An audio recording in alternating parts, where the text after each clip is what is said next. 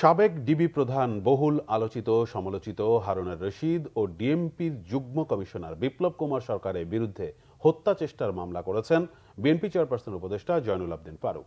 তাদের হাতে চরম নির্যাতিত হওয়া তখনকার বিরোধী দলীয় চিফ হুইপ আজ মামলাটি করেন রাজধানীর শেরেবাংলা নগর থানায়। শুভ মাহফুজের রিপোর্ট।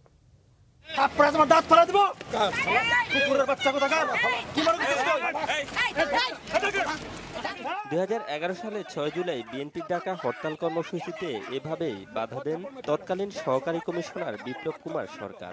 এরপর জয়নুল আবদিন ফারুকের উপর হামলে পড়েন তখনকার এডিসি হারুনুর রশিদ।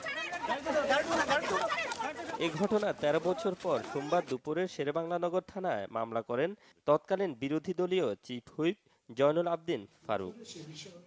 মামলা দায়েরের পর সেদিনের ঘটনার বর্ণনা দেন জয়নুল আবদিন ফারুক। গণমাধ্যমকে দেখান নিজের শরীরের সেদিনের হামলার ক্ষত। 2011 সালে 2 দিনের জন্য হরতাল ডেকেছিল।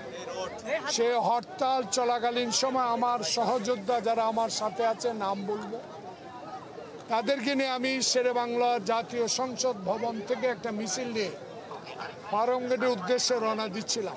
কথা কাটাকাটি এক পর্যায়ে আমরা যখন বেরিয়ে পড়লাম, তখন হঠাৎ আমি দেখি আমার মাথায় রক্ত।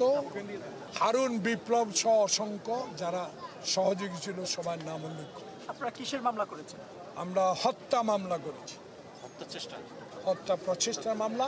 এই মামলা গ্রহণ করেছেন। অন্তর্বর্তীকালীন সরকারের প্রধান উপদেষ্টা ডক্টর মোহাম্মদ ইউনূসকে শেখ হাসিনার হয়রানির বিষয়টিও তুলে ধরেন তিনি।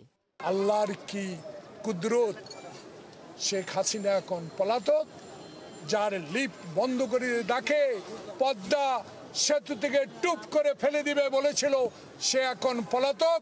আর সেই ইন্টেরিয়াম গভর্নমেন্টের প্রধান ডক্টর মোহাম্মদ ইউনূস আজ বাংলাদেশের সরকার প্রধান। এ সময় ছাত্র জনতার অভ্যুত্থানে শহীদদের আত্মার মাগফিরাত কামনা করেন বিএনপির এই নেতা। বিসর্জন দিয়েছেন। শুভ মাহফুজ, বাংলা ভিশন, ঢাকা।